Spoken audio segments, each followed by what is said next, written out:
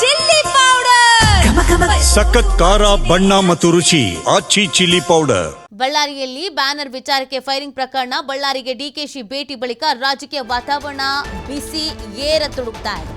ಇವತ್ತು ಬೆಳಗ್ಗೆ 11:30ಕ್ಕೆ ಜನಾರ್ದನ ರೆಡ್ಡಿ ಅವರು ಒಂದು ಸುದ್ದಿಗೋಷ್ಠಿ ಇಟ್ಕೊಂಡಿದ್ದಾರೆ. ಏನಪ್ಪ ಮಾತಾಡ್ತಾರೆ ಈ ಸುದ್ದಿಗೋಷ್ಠಿಯಲ್ಲಿ? ಪ್ರಶ್ನೆ, ಕುತೂಹಲ. ಬಳ್ಳಾರಿ ಗಲಭೆಗೆ ಸಂಬಂಧಿಸಿದಂತೆ ಮಹತ್ವದ ಹೇಳಿಕೆಯನ್ನ ನೀಡಬಹುದಾದ ನಿರೀಕ್ಷೆ.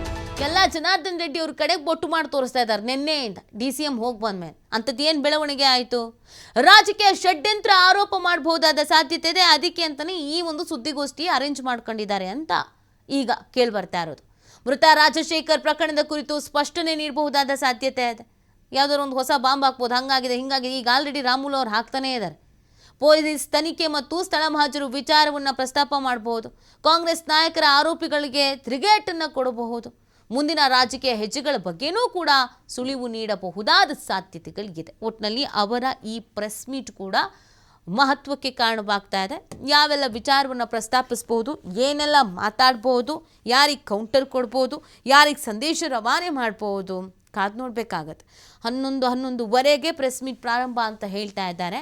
ಏನು ಮಾತಾಡ್ತಾರೆ ಜನಾರ್ದನ ರೆಡ್ಡಿ ಅವರು ಅಂತ ಈಗ ನೋಡಿ. ಜನಾರ್ದನ ರೆಡ್ಡಿ ಅವರು ಬೆಂಬಲಿಗರ ಬ್ಯಾನರ್ ಹರಿದ್ರು ಅಂತ ಒಂದು ವಿಡಿಯೋ ವೈರಲ್ ಆಗಿತ್ತು. ಜನಾರ್ದನ ರೆಡ್ಡಿ ಅವರ ಮನೆ ಮುಂದೆನೇ ಏನು ಹಾಕಿರಲಿಲ್ಲ, ಪಕ್ಕದ ಹೈವೇಲಿ ಹಾಕಿದ್ರು ಅಂತ ಒಂದು ವಿಡಿಯೋ ವೈರಲ್ ಆಗಿತ್ತು. ಇವತ್ತು ನೋಡಿದ್ರೆ ಜನಾರ್ದನ ರೆಡ್ಡಿ ನಿವಾಸದ ಮೇಲೆ ಒಬ್ಬ ವ್ಯಕ್ತಿ ನಿಂತಿರೋದು, ಆಯುಧ ಹಿಡ್ಕೊಂಡು ನಿಂತಿರೋದು ವೈರಲ್ ಆಗಿದೆ. ನಿನ್ನೆ ನೋಡಿದ್ರೆ ಜನಾರ್ದನ ರೆಡ್ಡಿ ಮನೆ ಕಾಂಪೌಂಡ್ ಹತ್ರ ದೊಣ್ಣೆಗಳ ರಾಶಿ ಸಿಕ್ಕಿದ್ದು, ಫೋಟೋಸ್ಗಳು, ವಿಡಿಯೋಸ್ಗಳು ವೈರಲ್ ಆಗಿದ್ದು. ಸೊ ಇದೆಲ್ಲದಕ್ಕೂ ಇವತ್ತು ಉತ್ತರ ಕೊಡಬಹುದಾದ ಸಾಧ್ಯತೆ ಇದೆ, ನಿರೀಕ್ಷೆ ಇಟ್ಕೊಳ್ಳಲಾಗಿದೆ. ಮೇ ಬಿ ಜನಾರ್ದನ್ ರೆಡ್ಡಿ ಅವರು ಇದ್ರ ಬಗ್ಗೆ ಮಾತಾಡ್ಬೋದು ಅಂತ.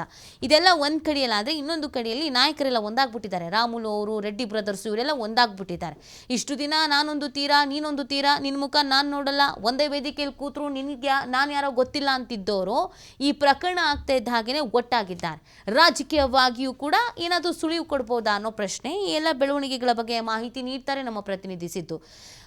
ಸಿದ್ದು, ಈಗ ಒಂದು ವಿಡಿಯೋ ಸಾಕಷ್ಟು ಚರ್ಚೆ ಆಗ್ತಾ ಇರುವಂಥದ್ದು, ಜನಾರ್ದನ ರೆಡ್ಡಿ ಅವರ ನಿವಾಸದ ಮೇಲೆ ಒಬ್ಬ ವ್ಯಕ್ತಿ ನಿಂತಿರೋದು. ಸೊ ಇದೆಲ್ಲದರ ಜೊತೆಗೆ ಜನಾರ್ದನ ರೆಡ್ಡಿ ಅವರು ಇವತ್ತೊಂದು ಪ್ರೆಸ್ ಮೀಟ್ ಕರೆದಿದ್ದಾರೆ. ಈ ಪ್ರೆಸ್ ಮೀಟ್ ಕೂಡ ಮಹತ್ವಕ್ಕೆ ಕಾರಣ ಆಗ್ತಾ ಇದೆ. ಏನೆಲ್ಲ ವಿಚಾರ ಪ್ರಸ್ತಾಪಿಸಬಹುದು ಅಂತ?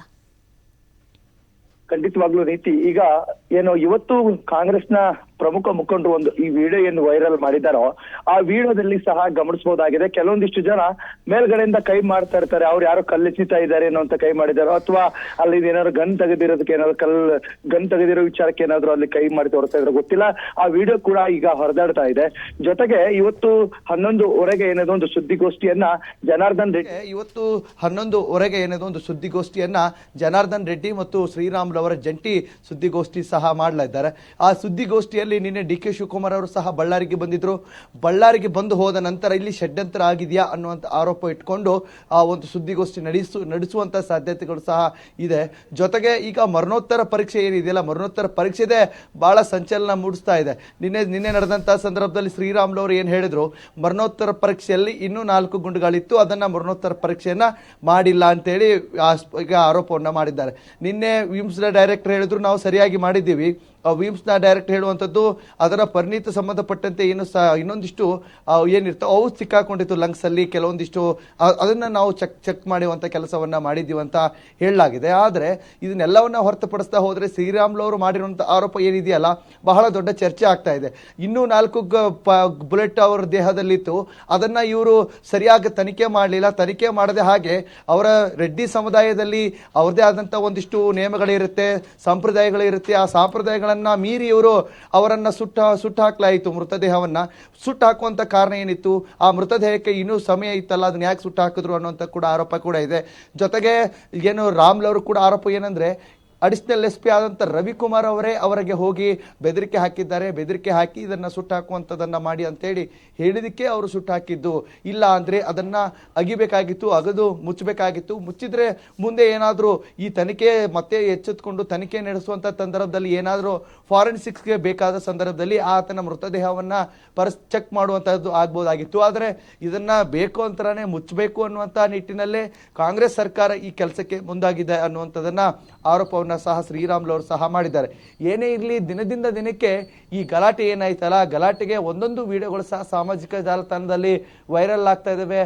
ಈಗ ಏನು ಜನಾರ್ದನ್ ರೆಡ್ಡಿ ಅವರ ಮನೆ ಮೇಲ್ಗಡೆ ನಿಂತ್ಕೊಂಡಿರುವಂತ ವಿಡಿಯೋ ಕೂಡ ವೈರಲ್ ಆಗಿದೆ.